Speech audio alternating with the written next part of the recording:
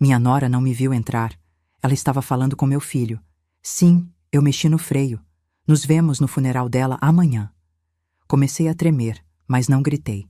Saí em silêncio, chamei um guincho e levei o carro até a casa da mãe dela. Um presente da sua filha. 2 horas depois.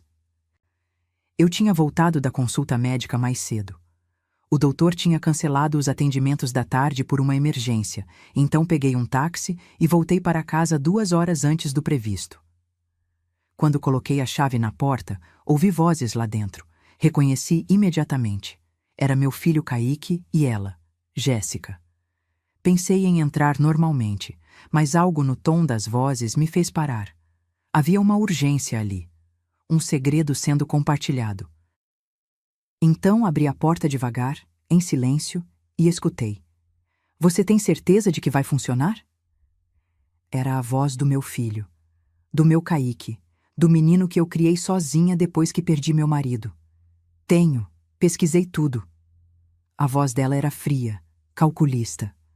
A estrada para a praia tem aquela descida íngreme logo depois do pedágio. Sem freio, o carro não segura. Vai parecer acidente. Comecei a tremer. Minhas pernas ficaram moles. Precisei me apoiar na parede para não cair. E se alguém desconfiar? A voz de Kaique estava fraca, hesitante. Ninguém vai desconfiar de nada. Ela é idosa, vai viajar sozinha, estrada perigosa. Acidente acontece, Kaique. E depois disso, tudo o que é dela passa para você. O apartamento, o dinheiro das aplicações, o seguro de vida. Mais de 1 milhão. A gente finalmente vai poder viver. Silêncio. Um silêncio que durou uma eternidade. Tá feito, então. Era meu filho falando. Meu filho.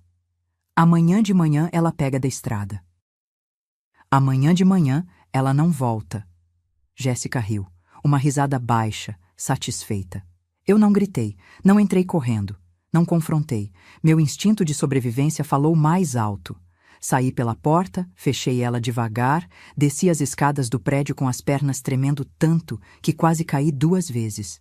Meu celular estava na bolsa. Liguei para o guincho com a mão tremendo tanto que mal conseguia discar.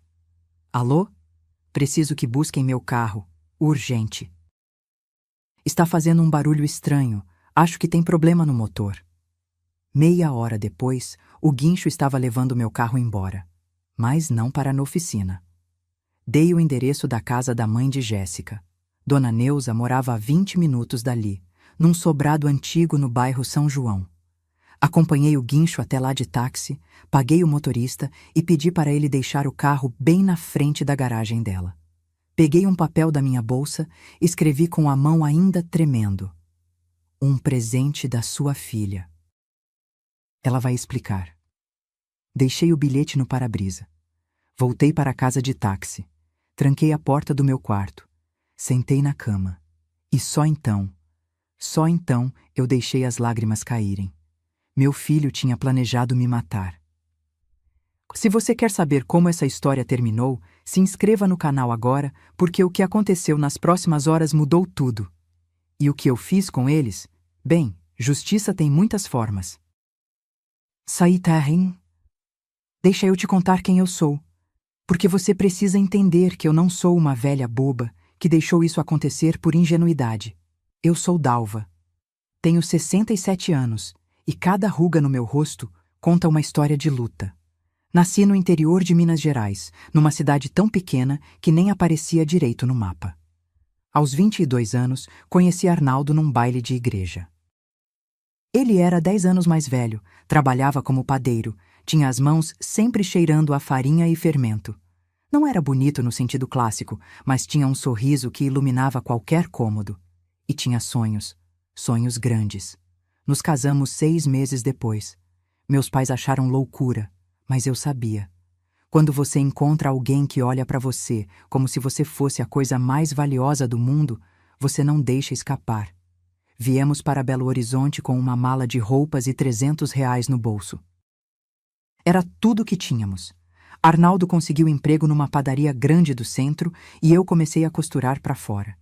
Ficava até 2 da manhã na máquina de costura velha que compramos no Ferro Velho, consertando roupas dos vizinhos por 5, 10 reais. 3 anos depois, nasceu Kaique, meu único filho. O parto foi difícil. Tive complicações, não pude ter mais filhos. Então, ele se tornou tudo. Nossa razão de acordar todo dia às 4 da manhã. Quando Kaique tinha 5 anos, Arnaldo chegou em casa com os olhos brilhando de uma forma que eu não via há tempos. Dalva, encontrei um ponto comercial pequeno. O aluguel cabe no nosso bolso. A gente consegue abrir nossa própria padaria. Usamos todas as nossas economias. 12 mil reais que juntamos em 7 anos de sacrifício. Compramos um forno usado, amassadeira de segunda mão, balcão que reformamos com nossas próprias mãos. Arnaldo fazia os pães. Eu atendia, limpava, fazia as contas. Chamamos de pão quentinho. Parece nome bobo, né? Mas era sincero. Era o que a gente vendia. Pão quentinho, feito com carinho, que saía do forno às 6 da manhã e enchia a rua inteira de cheiro. Os primeiros anos foram duros. Teve mês que a gente comia pão velho no jantar porque não sobrava dinheiro para mais nada. Teve Natal que o presente do Kaique foi um carrinho de brinquedo que encontrei numa feira de usados. Mas a gente não desistiu. Aos poucos, os clientes foram aumentando. As pessoas começaram a fazer fila na porta antes de abrir. O pão de queijo da casa virou famoso no bairro. Em 10 anos, conseguimos comprar o ponto. Não alugar mais, comprar. Em 15 anos, reformamos tudo, compramos equipamentos novos, contratamos 3 funcionários. E em 28 anos de casamento, conseguimos comprar nosso apartamento. 3 quartos, bem localizado, num prédio simples mas digno, quitado. Cada tijolo daquele lugar tinha nosso suor. Kaique cresceu ajudando na padaria aos finais de semana. Estudou em escola pública, mas era inteligente. Passou para engenharia civil na Federal. Me lembro do dia que saiu o resultado. Arnaldo chorou. Homem de 48 anos, cheio de farinha nas mãos, chorando de orgulho. Nosso filho vai ser doutor, Dalva, doutor engenheiro. Quando Kaique se formou, aos 22 anos, Arnaldo já estava doente. Câncer no pâncreas. Descobrimos tarde demais. Vendemos a padaria por 480 mil reais. Usamos 200 mil no tratamento dele. Hospitais particulares, remédios caros, tudo que a gente podia fazer. Não adiantou. Arnaldo morreu 6 meses depois do diagnóstico. Fiquei viúva aos 59 anos, com um filho recém-formado e 280 mil reais de herança das nossas 3 décadas de trabalho. Investi esse dinheiro com cuidado, em aplicações seguras que me davam uma renda mensal. Não era luxo, mas era dignidade. E foi assim que vivi os últimos 8 anos, sozinha, mas de cabeça erguida, ajudando meu filho quando ele precisava, acreditando que família é tudo, até descobrir que minha própria família queria me ver morta. E sabe o que é pior? Quando você percebe que deu tanto, amou tanto, se sacrificou tanto, e no final, para eles, você sempre foi só um obstáculo entre eles e o dinheiro. Mas eles não sabiam com quem estavam mexendo, porque eu não construí tudo isso sendo fraca. E Miamum, Kaique conheceu Jéssica 3 anos depois do pai morrer. Ele tinha 25, trabalhava numa construtora grande, ganhava bem. 9.500 reais por mês. Era um bom rapaz, responsável, ou pelo menos eu achava que era. Ele instalou aquele aplicativo de relacionamento. Tinder, acho que é o nome. Na época, achei estranho. Filho, conhecer gente pela internet, isso é seguro? Ele riu de mim. Mãe, senhora tá presa nos anos 80. Todo mundo conhece gente assim hoje em dia. 3 meses depois, ele apareceu em casa com ela. Lembro até hoje da primeira vez que Jéssica entrou pela minha porta. Era um sábado de tarde, sol forte batendo na janela da sala. Ouvi a campainha e, quando abri, ela estava ali. Cabelo loiro platinado. Daqueles que você vê de longe que não é natural, raiz escura aparecendo. Unha de gel comprida, vermelha metálica, cheia de pedrinhas brilhantes. Usava uma calça jeans tão apertada que eu me perguntei como ela conseguia sentar. Blusa decotada mostrando o sutiã de renda preta por baixo. Salto alto mesmo sendo sábado de tarde. Oi, Dalva! Ela nem esperou eu falar. Já entrou me dando 2 beijinhos. Que apartamento charmoso! É tão aconchegante. A forma como ela disse aconchegante, arrastando as vogais com um sorrisinho de canto de boca, me fez sentir como se ela tivesse dito velho ou pobre, mas engoli. Sorri de volta. Seja bem-vinda. Kaique falou tanto de você. Ah, imagino. Ela entrou, olhando tudo com aqueles olhos de quem está avaliando, calculando.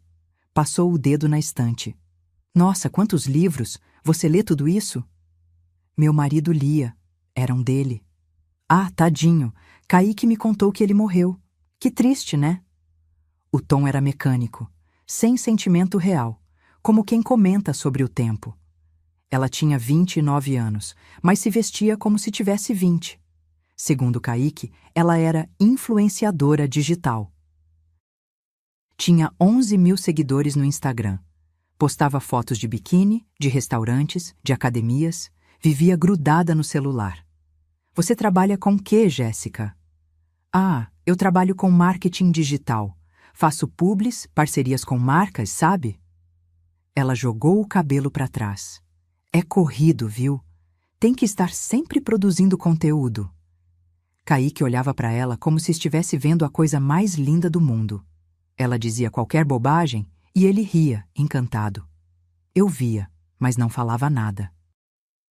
Mãe que é mãe sabe. Você fala mal da namorada do filho, você perde o filho. Preparei um lanche. Fiz café passado, pão de queijo caseiro, receita que faço há 30 anos. Coloquei na mesa com a toalha de crochê que minha sogra me deu quando casei. Jéssica pegou um pedaço de pão de queijo, deu uma mordida pequena, fez cara de quem estava avaliando. Tá bom. Diferente dos que eu como, mas tá bom. Diferente como? Ah, não sei, mas caseiro. De novo aquele tom. Como se caseiro fosse sinônimo de inferior. Durante a tarde, ela foi soltando comentários. Sempre com um sorrisinho, sempre disfarçado de elogio ou curiosidade. Nossa, Dalva, você ainda usa essas xícaras florais? Que vintage! Tá super na moda esse estilo retrô, sabia? Esse sofá deve ter uma história, né? Quantos anos ele tem? Você não pensa em reformar o apartamento?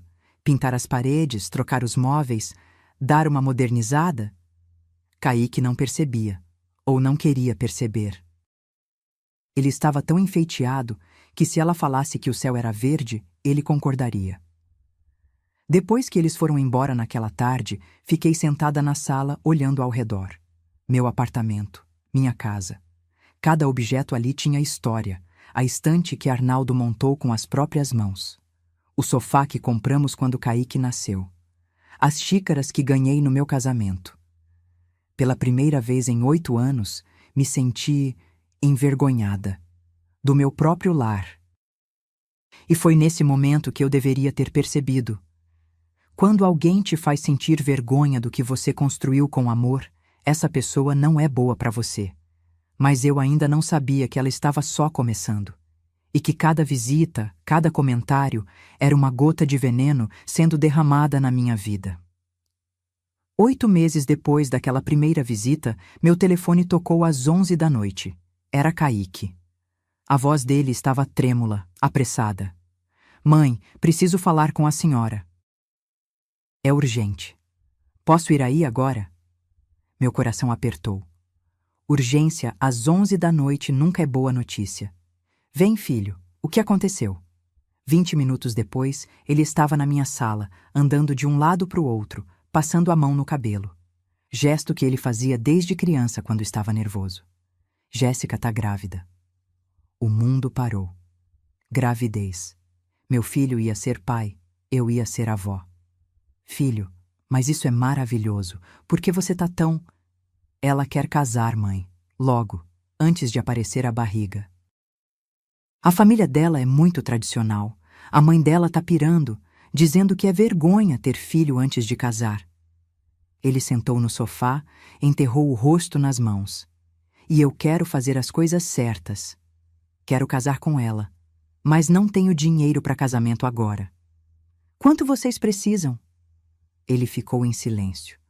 Olhou para mim com aqueles olhos de cachorro abandonado que ele fazia quando era pequeno e queria alguma coisa. Jéssica já orçou tudo. Ela quer fazer no buffet Vista Verde, sabe? Aquele chique da Zona Sul, com 150 convidados, decoração completa, vestido. Ele engoliu seco. 45 mil reais. Eu quase engasguei com a minha própria saliva. 45 mil? Filho, isso é um absurdo. Dá para fazer um casamento lindo com muito menos... Mãe, por favor. Ele pegou na minha mão. Eu sei que é muito, mas é o casamento da minha vida, do nosso filho. Eu prometo que devolvo cada centavo. Vou pagar em 2 anos, com juros se a senhora quiser. Mas eu preciso fazer isso. Preciso que a mulher que eu amo tenha o casamento que ela sonhou. Olhei para o meu filho, meu único filho. O menino que acordava às 5 da manhã para me ajudar na padaria. Que chorou no meu colo quando o pai morreu. Que sempre foi bom rapaz. Eu era viúva. Ele era tudo que me restava de família. Tá bom. Vou te ajudar. O sorriso que ele abriu foi tão grande, tão genuíno, que por um momento achei que tinha tomado a decisão certa.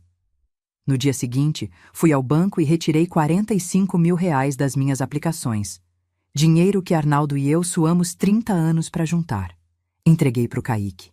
Ele me abraçou tão forte que quase me derrubou. Obrigado, mãe. A senhora não vai se arrepender. Eu prometo. O casamento foi marcado para 3 meses depois. Jéssica assumiu o controle de tudo. E eu digo tudo. Escolheu o buffet, a decoração, o vestido, a lista de convidados. Quando sugeri convidar algumas das minhas amigas antigas da época da padaria, ela fez uma cara. Ai, Dalva, é que o espaço é limitado, sabe? E a maioria dos convidados são da minha família e amigos nossos. Mas a senhora vai estar lá, óbvio. A senhora é a mãe do noivo. No dia do casamento, cheguei 2 horas antes para ajudar no que fosse necessário. O buffet Vista Verde era realmente impressionante. Lustres de cristal, jardim externo com fontes, salão enorme com pé direito alto. Tudo que meus 45 mil reais podiam comprar. Fui procurar meu lugar. Meu nome estava numa mesa ao lado do banheiro. Mesa número 12. Olhei ao redor, a mesa principal, na frente do palco, tinha os nomes da família dela. A mãe de Jéssica, o pai, os irmãos, os avós. A mesa 2 tinha os padrinhos. A mesa 3, os amigos íntimos. Eu, mãe do noivo, estava na mesa 12, ao lado do banheiro, com pessoas que eu nem conhecia. Engoli a humilhação. É só um dia, pensei. O importante é que meu filho seja feliz. Jéssica entrou deslumbrante. Vestido tomara que caia, cauda de 3 metros, 8.500 reais de puro tule e pedraria. Cabelo preso num coque elaborado, maquiagem profissional, buquê de rosas brancas importadas. A cerimônia foi bonita. Chorei. Não sei se de emoção ou de algo que eu ainda não conseguia nomear. Na hora das fotos oficiais, o fotógrafo organizou a família. Chamou os pais dela, os avós dela, os irmãos dela. Tiraram 15 fotos diferentes só com a família da noiva. Depois, chamaram Kaique sozinho. Depois Kaique com os padrinhos. Eu fiquei ali, de pé, esperando ser chamada. Ninguém me chamou. Quando percebi que iam seguir para o jantar sem fotos comigo, me aproximei do fotógrafo. Com licença, eu sou a mãe do noivo. Vocês não vão tirar foto comigo e meu filho? Ele olhou para o Jéssica, que estava mexendo no celular. Ah, claro. Desculpa. Vem aqui, dona. Dalva. Tiraram 3 fotos rápidas. Kaique de um lado, eu do outro, sem abraço, sem calor. Fotos que pareciam compromisso burocrático. Voltei para minha mesa ao lado do banheiro. Durante o jantar, Jéssica fez um discurso agradecendo. Agradeceu a Deus, aos pais dela, aos padrinhos, aos amigos, aos fornecedores do casamento. Não mencionou meu nome uma única vez. Fui embora às 10 da noite. Ninguém notou. 3 semanas depois, Kaique me ligou. A voz estava estranha. Mãe, a Jéssica perdeu o bebê. Meu coração partiu. Como assim? Ela estava bem. Quando isso aconteceu? Ontem. Ela começou a sangrar. Levamos no hospital, mas não tinha mais batimento. Filho, meus pêsames, eu vou aí. Não precisa. A mãe dela já está aqui. A gente precisa de um tempo. Desliguei o telefone com um aperto no peito. Minha neta. Minha primeira neta, que eu nem cheguei a conhecer. Esperei 2 meses. Tempo de luto, de respeito. Depois liguei para o Kaique. Filho, sobre o dinheiro do casamento. Você disse que ia devolver aos poucos. Quando você acha que consegue começar? Silêncio do outro lado. Mãe, sério? A gente acabou de perder um filho e a senhora está cobrando dinheiro? Não é cobrança, Kaique. É só pra gente combinar. Eu vou devolver quando puder. Agora não dá. E desligou na minha cara. Foi aí que uma coisa começou a coçar na minha cabeça. Uma pulga atrás da orelha. Jéssica nunca mostrou ultrassom. Nunca levou para fazer acompanhamento. Nunca comentei sobre consultas de pré-natal. Será que ela realmente estava grávida? Mas eu afastei esse pensamento. Porque pensar isso seria admitir que meu próprio filho tinha me enganado. E eu ainda não estava pronta para aceitar essa verdade. 2 meses depois do aborto, e eu coloco entre aspas, porque até hoje tenho minhas dúvidas, Jéssica começou uma campanha. Toda vez que Kaique vinha me visitar sozinho, ela ligava. Sempre na mesma hora, como se tivesse cronômetro. Estávamos almoçando, o telefone dele tocava. Estávamos conversando na sala, tocava de novo. Amor, cadê você? Tá demorando. Kaique, preciso de você aqui. Travou a pia. Benzinho, você esqueceu de comprar o leite. Volta logo? E meu filho, feito cachorrinho obediente, levantava, me dava um beijo na testa e saía. Sempre saía. As visitas que antes eram 3 vezes por semana viraram 1 vez por semana. Depois, 1 vez a cada 15 dias. Até que quase pararam. Um dia, 3 meses após o casamento, Kaique apareceu sem avisar. Raro, muito raro. Mãe, preciso falar uma coisa. Meu estômago virou. Eu já sabia que não ia gostar.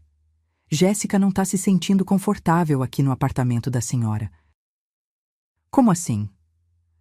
Ela diz que a senhora fica perguntando muito sobre a vida dela, que a senhora é muito intrometida. Ele nem olhava nos meus olhos enquanto falava. E eu concordo, mãe. A gente precisa de espaço, de privacidade. Senti como se tivesse levado um soco. Intrometida? Kaique, eu só pergunto como vocês estão. Só demonstro interesse. A senhora controla demais, mãe. Sempre controlou. Meu pai percebeu isso também. Essa doeu. Doeu porque era mentira. Arnaldo nunca tinha dito isso. Seu pai adorava essa casa, adorava quando você vinha. Não adianta discutir. A gente decidiu. Vamos alugar um apartamento só nosso, longe daqui. Mas, filho, vocês têm dinheiro para isso? Aluguel é caro. A gente se vira. Se viram. Claro que se viraram. Porque 1 semana depois, Kaique voltou com outra proposta. Mãe, a gente achou um apartamento perfeito. 2 quartos, vaga de garagem, perto do meu trabalho. R$ 2.200 por mês. Ele fez aquela pausa. Se a senhora pudesse ajudar com o aluguel nos primeiros 6 meses, só até a gente se estabilizar. Eu deveria ter dito não. Deveria ter tido pulso. Mas olhei para o meu filho, meu único filho, e pensei, se eu ajudar, ele vai ver que eu não sou controladora. Ele vai entender que eu só quero o bem dele. Tudo bem, eu pago. Paguei 6 meses de aluguel adiantado. R$ 13.200. Mais dinheiro saindo das minhas economias. Mais um pedaço do que Arnaldo e eu construímos sendo usado para me afastar do meu próprio filho. Eles se mudaram numa quarta-feira. Kaique nem me avisou. Descobri porque passei em frente ao prédio dele, o antigo, e vi o apartamento vazio. Liguei para ele. Ah, mãe, foi tudo tão corrido. A gente já tá no novo lugar. Depois a senhora vem conhecer. Esperei o convite. Esperei uma semana, 2, 3. Nunca veio. Quando eu ligava, ele atendia rápido, falava rápido, desligava rápido. Mãe, tô no trabalho, depois eu ligo. Nunca ligava. As visitas pararam completamente. Kaique não vinha mais, nem para almoçar no domingo, nem para tomar um café. Eu mandava mensagem. Filho, fiz aquela farofa que você gosta. Quer vir jantar? Resposta. 3 horas depois. Hoje não dá, mãe. Tamo cansados. Comecei a ver meu filho pelas redes sociais. Jéssica postava tudo. E quando digo tudo, é tudo. Foto no restaurante chique. Date night, amor da minha vida. Foto na praia. Final de semana perfeito. Foto dentro do apartamento novo. Nosso cantinho, vida AC2. Um dia, uma das minhas amigas, Lenira, que me conhece há 20 anos, me mandou um print de uma publicação de Jéssica. Era uma foto dela fazendo bico, cara de choro falso, com a legenda: quando sua sogra liga pela 5ª vez no dia querendo saber onde você tá. Socorro, punta, sogra pegajosa. Meu Deus, sufoco. Tinham 243 curtidas. E comentários. Muitos comentários. Ai, amiga, te entendo perfeitamente. Sogra é tudo igual. Gruda mesmo, cac. Paciência, um dia ela entende que vocês precisam de espaço. Eu não liguei 5 vezes. Liguei 2. Uma para saber se eles queriam almoçar no domingo. Outra para avisar que tinha passado no banco para pagar o aluguel deles. Mas para ela, eu era a sogra chata, a sogra pegajosa, o problema. Bloqueei Jéssica nas redes sociais. Não porque eu tinha raiva, eu tinha. Mas porque cada post era uma facada. E eu já estava sangrando demais. Os meses foram passando. Kaique ligava 1 vez por mês. Sempre rápido, sempre com pressa. Oi, mãe, tudo bem? Tô corrido aqui. Depois a gente conversa melhor. Meu aniversário chegou. 67 anos. O primeiro aniversário que eu passaria completamente sozinha desde que Arnaldo morreu. Mas Kaique prometeu. Prometeu que viria almoçar. Mãe, eu vou. Chega o meio-dia, pode preparar o que a senhora quiser. Acordei às 7 da manhã. Limpei a casa inteira. Arrumei a mesa com a toalha de linho que só usava em ocasiões especiais. Coloquei as flores que comprei na feira. Girassóis, que Arnaldo sempre dizia que combinavam comigo. Fiz lasanha de frango, a receita que faço desde que Kaique era criança. Ele sempre amou, sempre pedia: mãe, faz aquela lasanha no meu aniversário? Meio-dia. Nada. 12h30, nada. 1 da tarde. Liguei. Não atendeu. 1h30. Liguei de novo. Caiu direto na caixa postal. 2 horas. Sentada na mesa arrumada, sozinha, olhando para a lasanha que esfriava. 2h30. Mandei mensagem. Filho, tá tudo bem? 3 da tarde. Resposta. Mãe, desculpa. Jéssica tá passando mal. Não vou conseguir ir. Fica pro próximo ano. Beijo. 3h15. Resposta minha. Que ela melhore. Beijos. Não chorei na hora.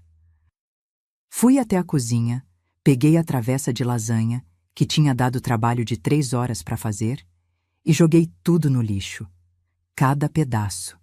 Cada camada que montei com carinho pensando no sorriso do meu filho. Sentei no sofá. Olhei ao redor do meu apartamento vazio. E aí sim, chorei. Chorei até não ter mais lágrimas. 3 dias depois, Lenira me mandou outro print. Era um story de Jéssica. Foto dela e Kaique num spa resort. Piscina de borda infinita, drinks coloridos, os dois de roupão branco. Foto postada no dia do meu aniversário. Horário, 2h45 da tarde.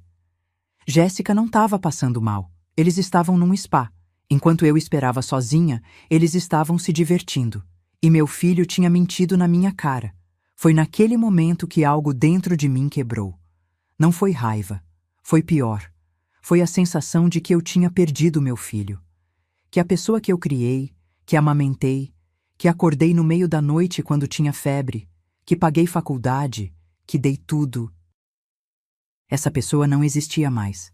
No lugar dele, tinha um estranho que mentia, que me usava e que tinha escolhido uma mulher que me odiava. 2 meses depois do meu aniversário esquecido, o telefone tocou. Era Kaique. Pela primeira vez em semanas, ele queria me ver. Mãe, posso ir aí sábado? Preciso conversar sobre uma coisa.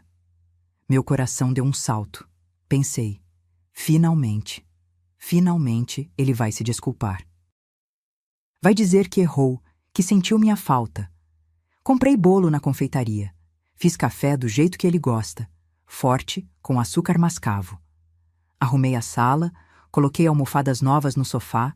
Estava ansiosa como uma adolescente, esperando o primeiro encontro. Quando ele chegou, veio sozinho. Graças a Deus, pensei. Podemos conversar de verdade, sem ela envenenando tudo. Mas a cara dele estava estranha, séria, sem o sorriso que costumava ter quando me via. Sentamos. Ele não quis bolo, nem café. Só ficou mexendo no celular, nervoso, até que finalmente falou. Mãe, a Jéssica quer ter um filho. Meu coração se encheu de esperança. Um neto, uma segunda chance. Que maravilhoso, filho. Dessa vez vocês vão fazer acompanhamento certinho, não vão? O problema é o apartamento. Ele me cortou. É muito pequeno. 2 quartos, sendo um deles minúsculo. Não dá para colocar berço, não tem espaço para nada. A gente precisa de um lugar maior.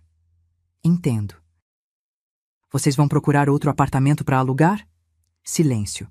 Aquele silêncio pesado que vem antes de algo ruim. Na verdade, a gente pensou em outra coisa. Ele finalmente me olhou nos olhos. Mãe, esse apartamento aqui é muito grande para a senhora. 3 quartos, sala enorme. A senhora mora sozinha. Não faz sentido. Meu estômago começou a embrulhar. Kaique, aonde você quer chegar? A senhora já pensou em morar em algo menor? Um apartamento de 1 quarto, mais compacto, mais fácil de cuidar? Ele falava rápido agora, como quem ensaiou o discurso. A senhora podia vender esse aqui, comprar um menor e a diferença do dinheiro guardar para sua velhice. Para emergências, seria até mais inteligente. Senti o sangue subindo para a cabeça. E vocês? Vocês iam fazer o quê? A gente podia ficar aqui. É perfeito para uma família com criança. 3 quartos, um vira quarto do bebê, outro nosso, outro vira escritório para Jéssica trabalhar. E fica perto do meu trabalho. Levantei do sofá.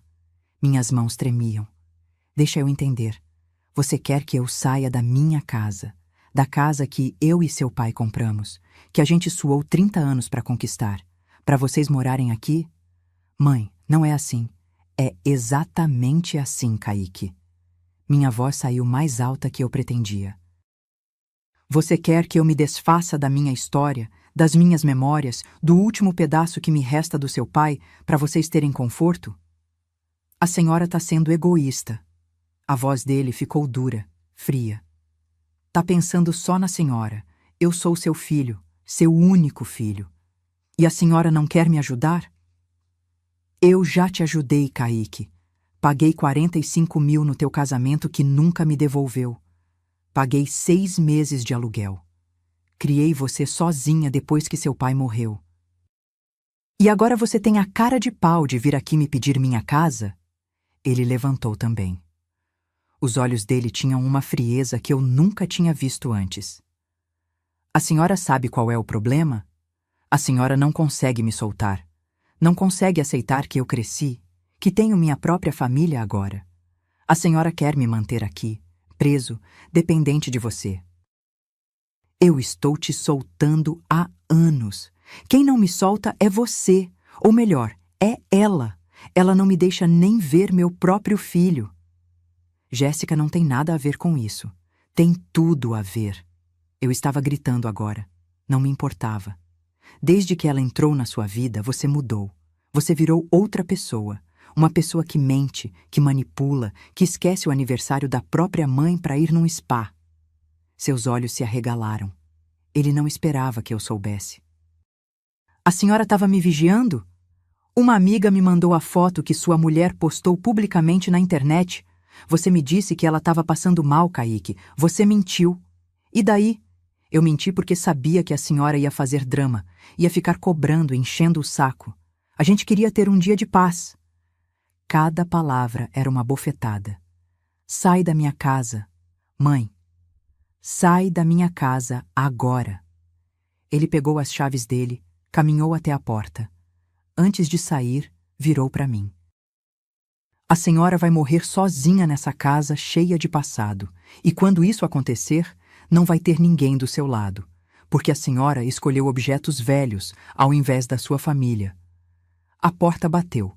Fiquei ali, parada no meio da sala, tremendo. Olhei ao redor. A estante que Arnaldo montou.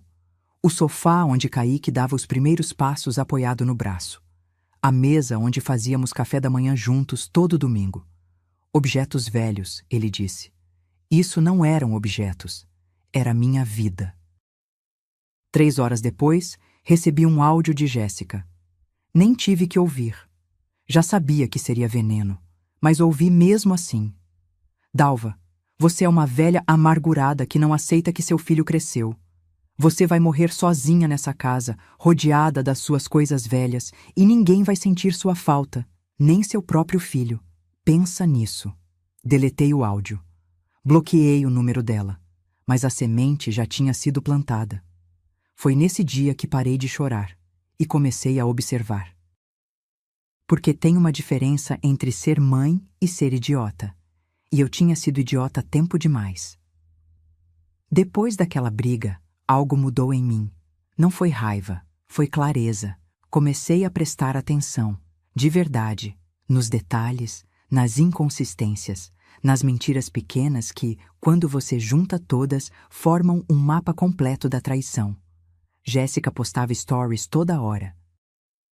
Eu tinha criado um perfil falso no Instagram só para acompanhar, porque ela tinha me bloqueado no meu perfil real. E ali, naquela telinha, eu via a vida que ela vendia. A influenciadora ocupada, a esposa dedicada, a mulher que trabalhava tanto criando conteúdo. Mas eu sou velha, não sou burra. E velha percebe coisa que jovem acha que está escondendo. Era uma terça-feira de manhã. Eu tinha consulta no banco para revisar minhas aplicações, porque depois daquela conversa decidi que precisava proteger o que me restava. Estava saindo da agência no centro da cidade quando a vi, Jéssica, do outro lado da rua, saindo de um prédio comercial espelhado. Mas não estava sozinha. Tinha um homem do lado dela. Terno cinza, relógio que brilhava mesmo de longe, cabelo grisalho penteado para trás. Devia ter uns 55 anos. Rico. Muito rico pelo jeito. Eles pararam na porta do prédio. Ele segurou o rosto dela e a beijou. Não foi beijo de amigo, não foi beijo de primo. Foi beijo de homem que conhece o gosto daquela boca há tempo. Fiquei paralisada atrás de um poste, o coração batendo tão forte que achei que fosse sair pela boca. Jéssica subiu num carro, um BMW preto, vidros fumê. Ele ficou ali, acendeu um cigarro, ficou olhando o carro ir embora com um sorriso no rosto. Peguei meu celular com a mão tremendo. Dei zoom.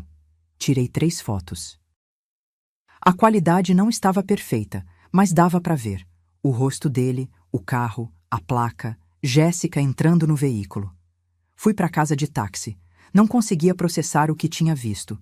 Sentei na cozinha, abri o notebook velho que Kaique tinha me dado anos atrás e procurei no Google. Investigador particular Belo Horizonte preço. Apareceram vários. Li avaliações, comparei valores. Escolhi uma mulher. Patrícia, investigações particulares. Tinha boas recomendações, especialidade em casos de infidelidade. Liguei. Alô, Patrícia Investigações. Oi, boa tarde. Eu preciso investigar alguém. A senhora pode vir até nosso escritório amanhã às 10? Conversamos com calma e vemos o que podemos fazer. No dia seguinte, estava sentada numa sala pequena, mas organizada, na frente de uma mulher de uns 40 anos, cabelo curto, olhar direto. Me conta a situação, dona? Dalva, Meu nome é Dalva. Respirei fundo. Preciso que investigue minha nora. Acho que ela está traindo meu filho. Contei tudo. Mostrei as fotos que tirei. Passei o Instagram dela, o endereço onde moravam, os horários que ela costumava sair. Quanto tempo de investigação a senhora quer? 2 semanas? 2 semanas completas com relatório fotográfico, vídeos e rastreamento. R$ 1.800. Engoli seco. Era caro, mas era necessário. Pode começar. Assinei o contrato. Paguei metade adiantado e esperei. Foram as 2 semanas mais longas da minha vida. Kaique não ligou nenhuma vez, nem mensagem. Era como se eu tivesse deixado de existir. Até que, na segunda-feira da segunda semana, Patrícia me ligou. Dona Dalva, pode vir aqui? Tenho o relatório completo. Cheguei em 20 minutos. Ela colocou uma pasta grossa na minha frente. A senhora estava certa. Sua nora tem um relacionamento extraconjugal há pelo menos 1 ano. O homem se chama Ricardo Fonseca, mas todo mundo chama de Rico. 53 anos, casado, dono de uma concessionária de carros importados na região da Pampulha. Patrimônio estimado em R$ 8 milhões. Meu estômago revirou. Patrícia abriu a pasta. Fotos. Dezenas de fotos. Jéssica entrando num prédio no bairro Lourdes, um dos mais caros da cidade. Jéssica e Rico na janela de um apartamento, ela sem blusa, ele abraçado nela por trás. Jéssica saindo do mesmo prédio 3 horas depois, cabelo molhado, maquiagem borrada. Rico entregando um envelope para ela. Dava para ver pelas fotos que era dinheiro. Jéssica entrando em lojas de roupa de grife, saindo com sacolas. Nos stories dela, as mesmas roupas apareciam com a legenda Trabalho para Publi. Mas não era publi nenhuma. Era Rico pagando. Conseguimos acesso ao contrato de aluguel desse apartamento. Patrícia apontou para uma foto do prédio. Estúdio de 50 metros quadrados. Aluguel, R$ 3.200 por mês. Tá no nome dele. Ela tem chave. Vai lá segunda, quarta e sexta, sempre das 2 às 5 da tarde. Horário que ela diz pro seu filho que tá gravando conteúdo. Senti náusea. E tem mais.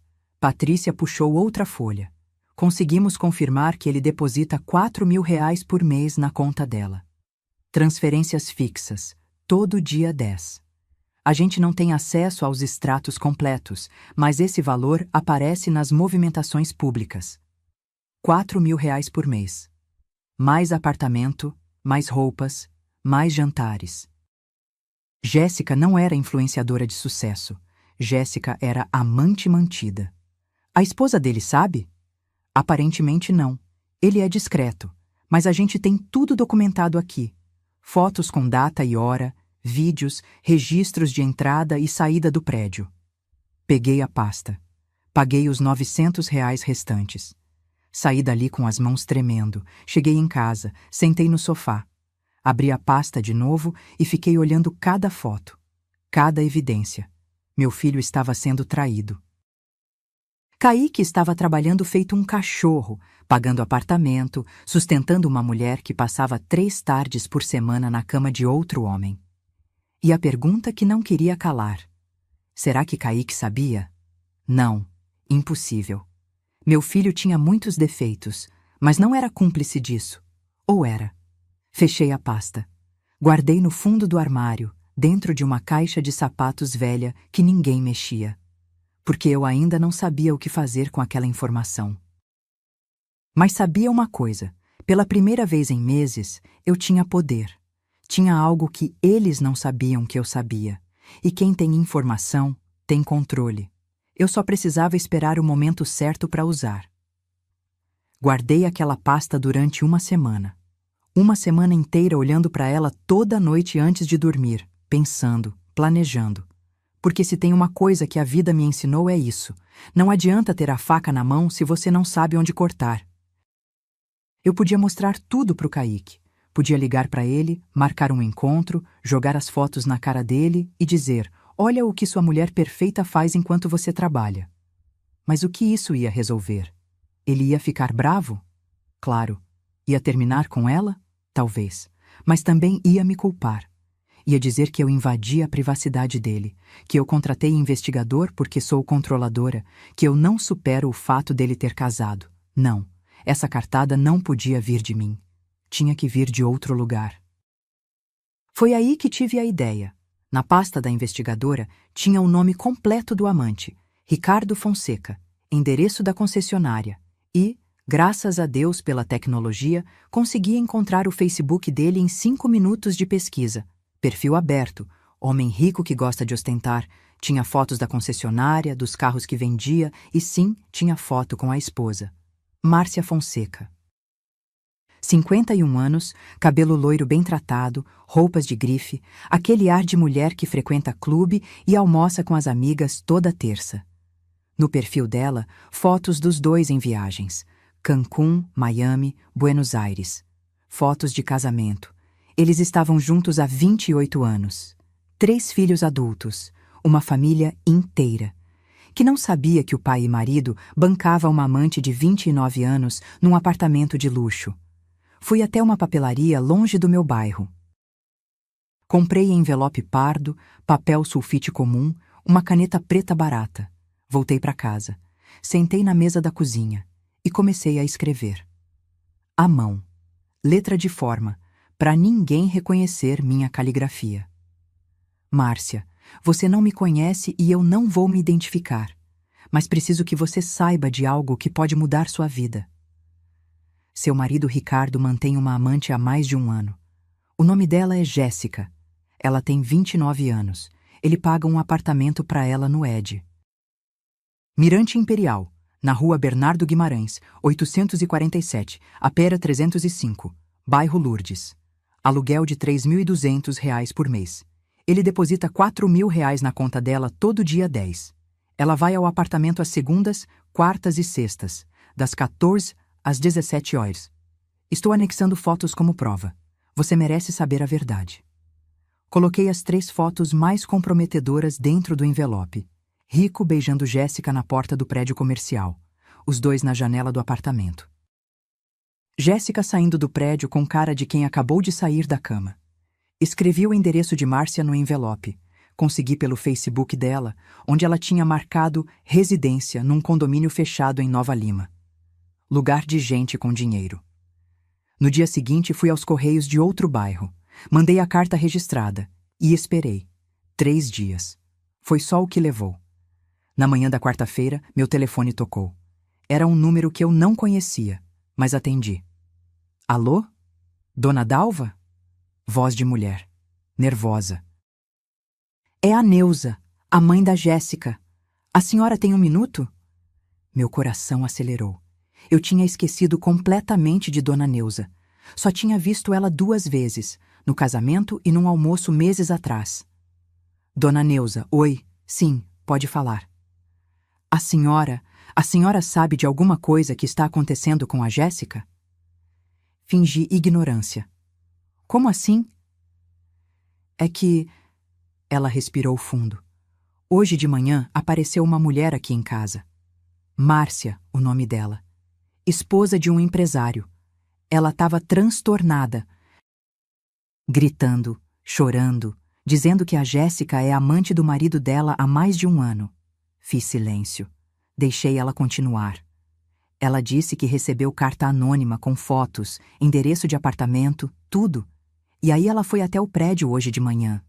Esperou e pegou os 2 saindo juntos do apartamento. A voz de Dona Neuza quebrou. Dona Dalva, minha filha tá me ligando desesperada, dizendo que a mulher fez escândalo na portaria, que filmou tudo, que vai processar ela por destruição de família. E o que a senhora quer que eu faça, Dona Neuza? A senhora sabia? A senhora sabia que minha filha, que ela não conseguiu terminar a frase. Eu descobri há pouco tempo, mas não era meu lugar contar. E o Kaique? Ele sabe? Não sei. Não falo com meu filho há semanas. Dona Neuza começou a chorar do outro lado da linha. Eu não criei minha filha para isso. Eu não... Meu Deus, que vergonha. Eu até senti pena dela. Porque mãe sofre pelos erros dos filhos, mesmo quando os filhos não merecem. Dona Neuza, respira. Isso vai passar. O rico terminou com ela. A esposa dele deu ultimato. Ou ele corta a relação, ou ela pede divórcio e fica com metade de tudo. Ele nem pensou 2 vezes. Ligou para Jéssica e disse que acabou, que ele vai tirar o nome do contrato do apartamento no fim do mês, que os depósitos param agora. Pronto. Primeira peça derrubada. Jéssica tá desesperada. Ela ligou chorando, dizendo que não tem como pagar o apartamento, que o salário do Kaique mal cobre as despesas do apartamento deles. Dona Neuza fungou. Ela falou uma coisa estranha. Disse: "Mãe, eu preciso daquele dinheiro logo. A gente não pode esperar." Minha espinha gelou. "Que dinheiro?" "Não sei." Ela não explicou. Só disse que tinha um plano, mas que agora vai ter que acelerar as coisas. Um plano. Acelerar as coisas. Desliguei o telefone 15 minutos depois, com a mente girando. Jéssica tinha perdido o amante. Perdido o apartamento extra. Perdido R$ 4.000 por mês. Estava quebrada e estava desesperada. E pessoas desesperadas fazem coisas desesperadas. Foi nessa noite que comecei a me perguntar: quanto tempo eu tinha antes que fizessem algo drástico? E se o plano deles envolvesse mim? 2 semanas depois da queda de Jéssica com o amante, Kaique me ligou. Pela primeira vez em quase 2 meses, meu filho me ligou. "Mãe, a gente precisa conversar." O tom era diferente, não era agressivo, era suave, quase carinhoso, e isso me assustou mais que qualquer grito. "Sobre o quê, filho?" "Sobre a gente. Eu sei que eu errei. Sei que fui grosso naquele dia. Eu estava estressado com o trabalho, com a Jéssica cobrando filho. Sabe como é?" Ele suspirou. "A senhora pode me perdoar? Posso ir aí esse fim de semana? Levar um vinho? A gente conversa?" Algo dentro de mim gritou: "Cuidado!" Mas era meu filho. Meu único filho. "Claro, pode vir." Ele não veio. Na sexta à noite mandou mensagem: "Mãe, desculpa. Surgiu problema no trabalho. Semana que vem eu vou, prometo." Semana que vem chegou. Ele não apareceu. Mandou outra desculpa, mas começou a me ligar, todo dia. Sempre rápido, sempre superficial, mas ligava. "Oi, mãe. Só passei para dar oi. Como a senhora tá?" "Mãe, lembrei da senhora hoje. Viu aquela série que a senhora gosta? Saiu episódio novo." Era estranho. Forçado. Mas eu queria acreditar que ele estava tentando. Até que num desses telefonemas, ele soltou, casual demais: "Mãe, a senhora ainda tem aquele seguro de vida que fez com o pai?" Meu estômago se revirou. "Tenho. Por quê?" "Ah, nada. É que eu estava pensando em fazer um também. Queria saber quanto a senhora paga, se vale a pena." "Vale. É R$ 320 por mês. E se acontecer algo comigo, o seguro paga 350 mil. Silêncio do outro lado. "Nossa, é bastante." "É?" "Seu pai sempre disse que era importante ter, caso acontecesse algo." "E quem é o beneficiário?" "Você, Kaique. Sempre foi você." "Ah, entendi." Pausa. "E as aplicações da senhora? Ainda tem aquele dinheiro que vocês juntaram?" Algo estava errado. Muito errado. "Tenho. Uns 280 mil ainda. Por que tanto interesse nisso?" "Curiosidade, mãe. É que a gente nunca conversa sobre essas coisas. Mas é importante saber, né? Pra caso, sei lá, emergência." Desliguei aquele telefone com o coração apertado. Ele estava mapeando meu patrimônio, somando valores. E a pergunta que não queria calar: por quê? Fiz as contas. Seguro de vida, 350 mil. Aplicações, 280 mil. Apartamento, no mercado atual, valia uns 420 mil fácil. Total, mais de R$ 1.000.000. R$ 1.000.000 que seria do meu filho se eu morresse. Na semana seguinte, ele ligou de novo. "Mãe, a senhora vai viajar nas férias? Tipo, pra praia?" Estava pensando: por quê? Ah, porque se for me avisa. A gente fica de olho no apartamento da senhora, essas coisas. Vou pensar. Talvez em julho eu vá uns dias para Guarapari. Adoro aquela praia. Guarapari é longe. Quanto tempo de estrada? Umas 7 horas, mas a estrada é bonita. A senhora vai de carro, sozinha? Vou. Por quê? Cuidado, mãe. Estrada é perigosa, principalmente aquelas descidas depois do pedágio. A senhora já não é mais nova, tem que ter atenção redobrada. A forma como ele disse, a senhora já não é mais nova, soou como ameaça. Desliguei tremendo. No dia seguinte levei meu carro para revisão de rotina. Freios, óleo, tudo. O mecânico, seu Anderson, que mexe no meu carro há 10 anos, me entregou tudo certinho. Dona Dalva, esse carro tá novinho, freios perfeitos, pastilhas novas, pode viajar tranquila. Voltei para casa. Estacionei na garagem do prédio. 2 dias depois, era segunda-feira. Eu tinha consulta médica às 2 da tarde. Revisão de rotina com meu cardiologista. Marquei com 1 mês de antecedência. Kaique sabia disso. Eu tinha comentado com ele no telefone semana passada. Saí de casa à 1h30. Cheguei no consultório. A secretária me recebeu com cara de quem tinha notícia ruim. Dona Dalva, que pena. O doutor teve uma emergência, precisou cancelar todos os atendimentos da tarde. Ele já reagendou a senhora para a semana que vem, tá bom? Voltei para o estacionamento frustrada. Peguei um táxi, porque eu não gosto de dirigir nervosa. Cheguei em casa 3 horas mais cedo que o esperado. Coloquei a chave na porta, devagar, porque a fechadura estava emperrando. E ouvi vozes na sala. Kaique e Jéssica. Algo me fez parar. Algo me fez não anunciar minha chegada. Abri a porta centímetro por centímetro, em silêncio absoluto. Me escondi atrás da porta entreaberta. Você tem certeza de que vai funcionar? Era a voz do meu filho. Tenho. Pesquisei tudo. Jéssica, fria como gelo. A estrada para a praia tem aquela descida íngreme logo depois do pedágio. Sem freio, o carro não segura. Vai parecer acidente. O mundo parou. E se alguém desconfiar?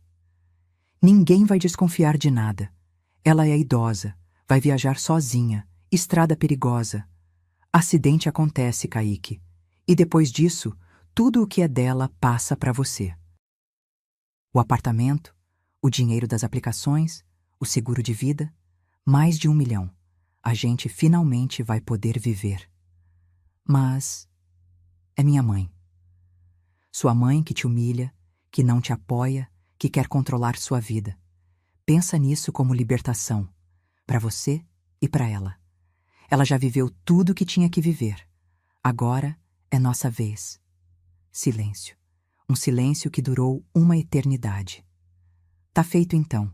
Amanhã de manhã ela pega a estrada. Amanhã de manhã ela não volta. Jéssica riu. Eu mexi no freio essa madrugada. Foi mais fácil do que pensei. Como você aprendeu? YouTube, amor. Tem tutorial para tudo. Eles riram. Os dois riram. Meu filho, meu menino, estava planejando me matar. Saí dali sem fazer barulho. Desci as escadas com as pernas bambas. Liguei pro guincho com dedos tremendo. Dei o endereço da mãe de Jéssica, porque se iam me matar por dinheiro, eu ia mostrar que esse dinheiro tinha dona. E que essa dona não ia morrer tão fácil. E o guincho levou 40 minutos para chegar. 40 minutos que pareceram 40 anos. Fiquei ali, sentada num banco de praça 2 quadras abaixo do meu prédio, tremendo, olhando para cada carro que passava, com medo de ver Kaique ou Jéssica. Quando o guincho finalmente chegou, subi nele. O motorista, um rapaz de uns 30 anos, boné sujo de graxa, olhou para mim com estranheza. A senhora vai junto? Vou. Preciso resolver umas coisas lá. Ele não perguntou mais nada. Ligou o rádio numa música sertaneja e seguiu. 23 minutos até a casa de Dona Neuza. Contei cada minuto no relógio do painel. Meu coração batia tão forte que doía no peito. Pensei que fosse ter um infarto ali mesmo, dentro daquele guincho velho, cheirando a óleo diesel. Quando chegamos na rua dela, uma rua tranquila de casas antigas no São João, pedi para o motorista deixar o carro bem na frente da garagem. Na calçada mesmo. A senhora tem certeza? Aqui não pode estacionar. Pode deixar, eu resolvo. Paguei os R$ 120 do guincho. Peguei um papel amassado da bolsa, um panfleto de farmácia, e escrevi com a caneta tremendo tanto que quase não dava para ler. Um presente da sua filha, ela vai explicar. Coloquei no para-brisa, preso no limpador. Olhei para o carro uma última vez. Meu Palio branco, que comprei usado há 6 anos, que me levou para tantos lugares, que quase tinha me levado para a morte. Peguei um táxi de volta para casa. O motorista tentou puxar conversa. Dia quente hoje, né, senhora? Mas eu não conseguia falar. Só acenava com a cabeça, olhando pela janela sem ver nada. Cheguei em casa às 4h15. Tranquei a porta. Tranquei de novo, com a corrente. Fui pro quarto. Sentei na cama. E só então, só quando estava sozinha, trancada, segura, só então as lágrimas vieram. Chorei tanto que pensei que fosse secar por dentro. Chorei pelo filho que perdi. Pelo neto que nunca vou conhecer. Pela família que eu achei que tinha e que descobri ser mentira. Meu filho queria me matar. Essa frase ecoava na minha cabeça como sino de igreja. Meu filho queria me matar. Meu filho queria me matar. Eram 4h40 quando o telefone tocou. Número desconhecido. Quase não atendi, mas atendi. Alô? Dalva! Era a Dona Neuza. E ela estava gritando. Dalva, o que é isso? O que é esse carro na porta da minha casa? Respirei fundo. Dona Neuza, a senhora leu o bilhete? Li. Que presente. Que história é essa? Eu tô ligando pra Jéssica, mas ela não atende. A senhora quer saber a verdade? Eu quero, contei. Contei cada palavra que ouvi, cada detalhe, o plano deles, o freio sabotado, a descida da estrada. Nos vemos no funeral dela amanhã. Dona Neuza ficou em silêncio. Um silêncio pesado, sufocante. Quando ela falou de novo, a voz estava quebrada. Não, não pode ser. Minha filha não... Ela não faria isso. Ela não é... Não é assassina. O carro tá aí na sua frente, Dona Neuza. Manda um mecânico olhar os freios. Aposto que encontra o problema. Eu vou ligar para ela. Vou resolver isso. Dona Neuza. Mas ela já tinha desligado. Fiquei ali, sentada na cama, esperando. Não sabia por quê. Só esperava. 50 minutos depois, às 5h30 da tarde, Dona Neuza ligou de novo. Mas dessa vez não estava gritando. Estava chorando. Dalva. A voz saía entrecortada, entre soluços. Ela confessou. Eu confrontei ela. Perguntei na cara, olhando nos olhos. E ela confessou.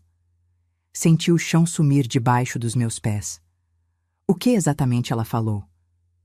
Que mexeu no freio, que era para parecer acidente, que eles estavam desesperados por dinheiro. Dona Neuza engasgou.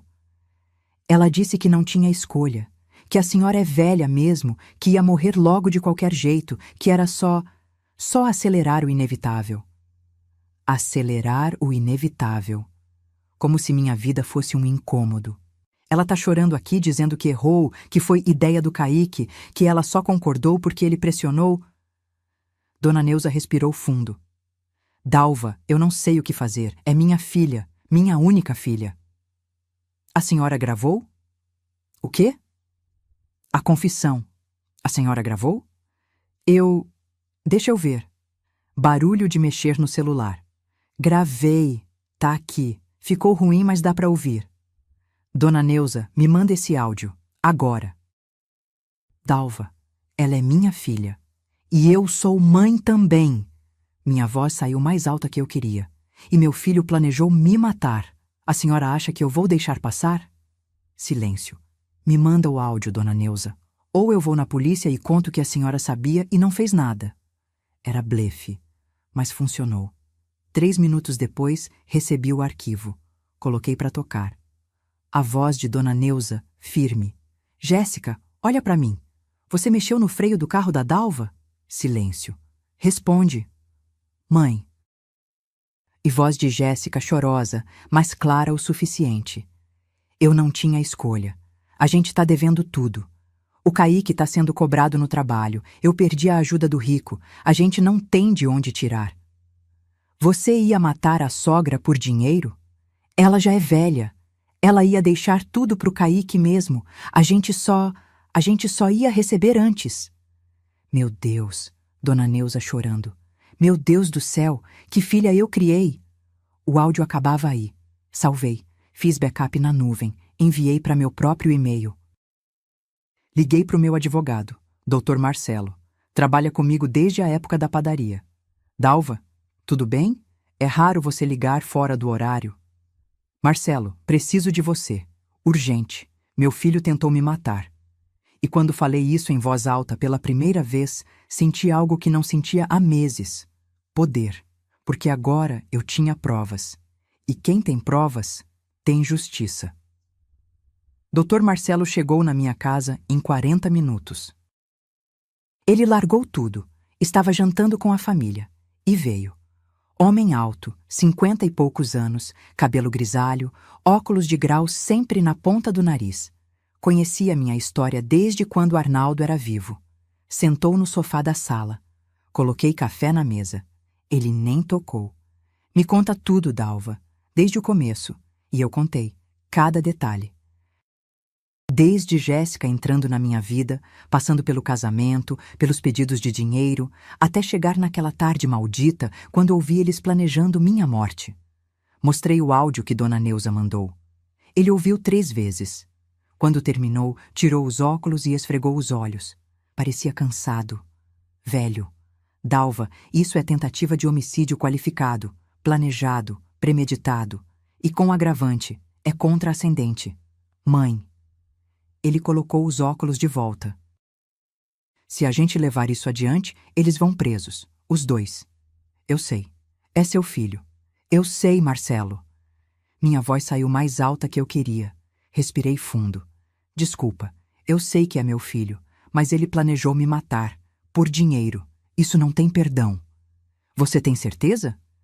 Porque depois que entrar com essa denúncia, não tem volta. Vai ter investigação, vai ter processo, vai ter condenação, e você vai ter que encarar seu filho num tribunal. Olhei para as minhas mãos. Mãos velhas, cheias de manchas de idade, de veias saltadas. Mãos que trabalharam 30 anos numa padaria, que criaram um filho sozinha, que nunca fizeram mal a ninguém. Eu tenho certeza, ele assentiu. Então vamos, amanhã cedo, 7 da manhã, eu te busco. A gente vai na delegacia especializada e formaliza tudo. Não dormi aquela noite. Fiquei olhando para o teto, pensando. Será que eu estava fazendo a coisa certa? Será que tinha outro caminho? Mas sempre voltava para a mesma imagem. Jéssica rindo. Nos vemos no funeral dela amanhã. Não tinha outro caminho. 7 da manhã, Dr. Marcelo tocou a campainha. Desci. Entramos no carro dele. Um Civic prata, limpo, cheirando a carro novo. A delegacia especializada ficava no centro. Prédio antigo, escadas rangendo, cheiro de papel velho e café requentado. Sentamos na frente de uma delegada, doutora Fernanda Costa. Devia ter uns 40 anos, cabelo preso num coque apertado, olhar que atravessava a gente. Senhora Dalva, pode relatar o que aconteceu? Contei tudo de novo.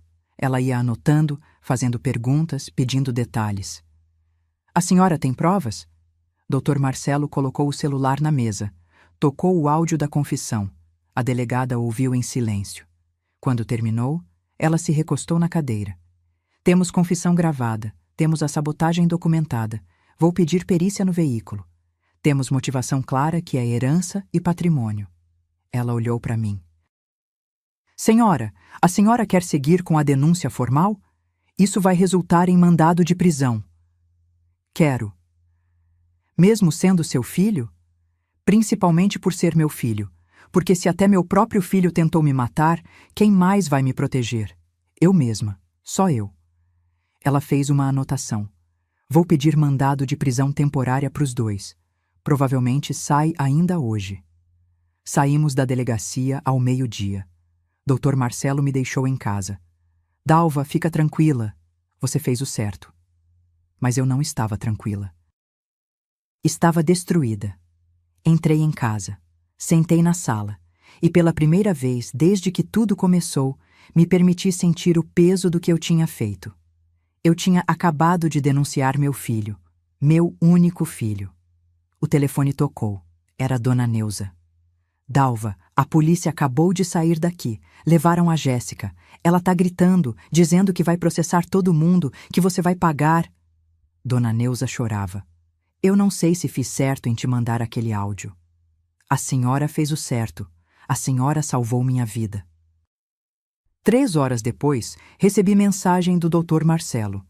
Kaique também foi preso, mandado cumprido às 15h20 no local de trabalho dele. Desliguei o celular, mas tinha uma coisa que eu precisava fazer. Urgente. No dia seguinte, fui ao banco. Retirei todo o dinheiro das aplicações. 280 mil reais. Transferi tudo para a conta da minha irmã, Célia, que mora em Curitiba há 15 anos. Expliquei a situação. Ela entendeu. Dalva, fica comigo aqui uns tempos. Você não precisa passar por isso sozinha. Não, Sé. Eu preciso resolver isso aqui. Mas guarda esse dinheiro para mim. Não deixa ninguém encostar. Depois fui numa imobiliária. A moça, Patrícia, loira, muito solícita, me recebeu com café e biscoito. Dona Dalva, a senhora quer vender ou alugar? Vender, rápido. Não me importo de perder um pouco no valor se for para sair logo. Quanto a senhora quer? 380 mil. À vista. Quem fechar hoje leva. Ela arregalou os olhos. Mas, Dona Dalva, esse apartamento vale bem mais. Eu sei quanto vale, mas eu quero vender agora. Consegue? Ela conseguiu. 2 dias depois, tinha comprador. Um jovem casal com filho pequeno. Fechamos por 380 mil. Dinheiro na conta em 72 horas. Aluguei um apartamento pequeno em outro bairro. Um quarto, sala, cozinha. 590 reais por mês. Suficiente para mim. Quando Kaique saísse da prisão, e eventualmente sairia, não ia herdar nada. Porque não tinha mais nada para herdar. Mudei numa segunda-feira, sozinha. Contratei um carreto pequeno. Levei só o essencial. Roupas, alguns livros, a foto do casamento com Arnaldo. O resto, doei. A estante que Arnaldo montou. O sofá onde Kaique cresceu. Tudo. Porque carregar passado dói. E eu já tinha doído demais. No último dia no apartamento antigo, antes de entregar as chaves para o novo dono, fiquei ali parada na sala vazia. Paredes brancas, marcas de quadros que um dia penduramos. Eco dos meus passos. 35 anos de história naquelas paredes. E agora, só silêncio. Saí. Fechei a porta. E pela primeira vez em meses, senti que conseguia respirar. 4 meses se passaram. 4 meses que pareceram 4 anos. Entre audiências preliminares, depoimentos, perícias, advogados falando juridiquês que eu mal entendia. Dr. Marcelo me explicava tudo com paciência, mas tinha hora que meu cérebro desligava. Era proteção. Forma de não enlouquecer. Kaique tentou me ligar da cadeia. 17 vezes. Eu contei. 17 ligações que eu recusei. Na 18ª, atendi. Não sei por quê. Talvez curiosidade, talvez masoquismo. Mãe. A voz dele estava diferente. Rouca, cansada. Mãe, por favor, me escuta. Fiquei em silêncio. Eu não queria fazer isso. Foi a Jéssica. Ela que planejou tudo, ela que me convenceu, ela. Kaique. Minha voz saiu fria, gelada. Eu ouvi vocês dois. Ouvi você concordar. Ouvi você rir quando ela disse que eu não ia voltar. Não tenta jogar a culpa só nela. Mãe, Eu estava desesperado. A gente está devendo. Eu perdi dinheiro em investimento que ela fez. A gente... Vocês queriam me matar por dinheiro. E agora não tem mais dinheiro nenhum. Espero que tenha valido a pena. Desliguei, bloqueei o número. O dia do julgamento chegou numa terça-feira de novembro. Céu cinza, chuviscando. Acordei às 5 da manhã mesmo sem precisar. Vesti minha roupa mais simples, calça preta, blusa branca, sapato baixo, sem joias, sem maquiagem além de um batom nude. Dr. Marcelo me buscou às 7. Chegamos no fórum às 8h15. Sala de audiência pequena, cheiro de madeira velha e papel, bancos duros, ar-condicionado barulhento. Às 9 em ponto trouxeram eles. Kaique entrou primeiro. Algemas nos pulsos. Uniforme azul de presidiário. Tinha emagrecido. Devia ter perdido uns 10 quilos.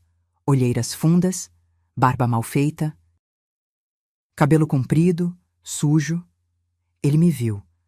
Nossos olhos se encontraram por 3 segundos. Ele tentou sorrir. Tentou parecer o menino que eu conhecia. Eu desviei o olhar. Jéssica entrou logo atrás. E devo admitir, ela estava tentando. Cabelo preso num rabo de cavalo simples, sem maquiagem, roupas largas, cara de quem tinha chorado a noite inteira. Sentaram no banco dos réus, do outro lado da sala, longe de mim. O juiz entrou. Dr. Paulo Henrique, 50 e poucos anos, careca, óculos de aro grosso. Bateu o martelo. Audiência de instrução e julgamento aberta. Processo número... Começou. A promotoria, uma mulher jovem, séria, voz firme, apresentou as provas. Excelência, temos aqui a confissão gravada da ré Jéssica admitindo a sabotagem. Tocou o áudio. A voz de Jéssica ecoou pela sala. Ela já é velha, ela ia deixar tudo pro Kaique mesmo. Temos o laudo pericial do veículo confirmando que o sistema de freios foi intencionalmente danificado. Passou na tela. Fotos do meu carro. Setas vermelhas apontando onde tinham mexido. Termos técnicos que eu não entendia, mas que soavam graves. E temos o depoimento da vítima, senhora Dalva Ferreira Gomes, aqui presente. O juiz olhou para mim. Senhora Dalva, pode se aproximar. Levantei. Minhas pernas estavam trêmulas. Caminhei até a cadeira de testemunha. Sentei. Coloquei a mão na Bíblia. Jurei dizer a verdade. A promotora fez as perguntas, uma por uma. Quando aconteceu? O que ouvi? Como me senti? Como a senhora se sentiu ao descobrir que seu próprio filho planejava matá-la? Olhei para o Kaique. Ele estava olhando para o chão. Senti que tinha perdido meu filho muito antes daquele dia. Ele já não existia mais. O homem que eu criei, que eu amei, que eu sacrifiquei tudo por ele. Esse homem morreu. E no lugar dele ficou um estranho que só via dinheiro onde deveria haver amor. Kaique levantou a cabeça. Tinha lágrimas nos olhos. A senhora tem mais alguma coisa a declarar? Respirei fundo. Tenho. Eu não criei esse homem para ser isso. Eu criei ele para ser honesto, trabalhador, digno. Falhei como mãe? Talvez. Mas ele falhou como filho. E ela... Olhei para Jéssica. Ela não só tentou me matar. Ela matou o filho que eu tinha. Destruiu minha família, por dinheiro que nem era dela. Jéssica começou a chorar. Chorava alto, dramático, tentando chamar atenção. Eu não queria. Foi pressão. Eu estava desesperada. O juiz bateu o martelo. Silêncio. Voltei para o meu lugar. A defesa tentou. Tentou argumentar que era crime passional, que estavam desesperados financeiramente, que havia atenuantes. O advogado de Kaique, um homem gordo, suado, de terno mal ajambrado, quase implorou. Excelência, meu cliente é réu primário. Nunca teve problema com a justiça. Foi manipulado pela esposa. Objeção, a promotoria levantou. A gravação mostra claramente que ambos participaram ativamente do planejamento. O juiz anotava tudo, rosto impenetrável. Quando tudo terminou, ele se recostou na cadeira. Vou analisar as provas e dar a sentença em 15 minutos. Foram os 15 minutos mais longos da minha vida. Quando ele voltou, tinha uma pasta na mão. Abriu. Começou a ler. Diante das provas apresentadas, confissão, perícia técnica, depoimento da vítima, considero provado que os réus Jéssica Silva Santos e Kaique Ferreira Gomes planejaram e executaram tentativa de homicídio qualificado contra Dalva Ferreira Gomes. Meu coração batia tão forte que doía. A ré Jéssica, como autora material da sabotagem, e o réu Kaique, como coautor e beneficiário direto do crime, são considerados culpados. Jéssica soltou um grito. Kaique fechou os olhos. Sentença: Jéssica Silva Santos, 12 anos de reclusão em regime fechado. Kaique Ferreira Gomes, 8 anos de reclusão em regime semiaberto. Bateu o martelo. Audiência encerrada. Eles foram levados. Kaique virou para mim antes de sair. Mãe! Mãe! Eu preciso de você! Não faz isso comigo! Seguranças o puxaram. Ele gritava, esperneava. Mãe! Por favor! A porta se fechou. O grito sumiu. Fiquei sentada ali, olhando para a porta fechada, pessoas ao meu redor se movimentando, guardando papéis, conversando. Mas eu só ouvia silêncio. Dr. Marcelo colocou a mão no meu ombro. Dalva, acabou. Justiça foi feita. Levantei. Peguei minha bolsa. Eu sei. Saímos do fórum. Lá fora a chuva tinha parado. Um sol fraco tentava furar as nuvens. Quer que eu te leve em casa? Não, vou caminhar. Preciso de ar. Caminhei pelas ruas do centro. Sem rumo, só andando, pensando em tudo, em nada. Meu filho ia passar os próximos 8 anos na prisão. E eu, pela primeira vez em meses, me senti livre. 3 anos se passaram desde aquele dia no tribunal. Hoje, acordo cedo. Não porque preciso, mas porque gosto. Abro a janela do meu apartamento pequeno. Um quarto só, mas com vista para o mar. E vejo o sol nascendo sobre as ondas. Faço café. Sento na varanda com minha xícara fumegante. E respiro. Respiro sem medo, sem dor. Sem aquele peso no peito que carregava antes.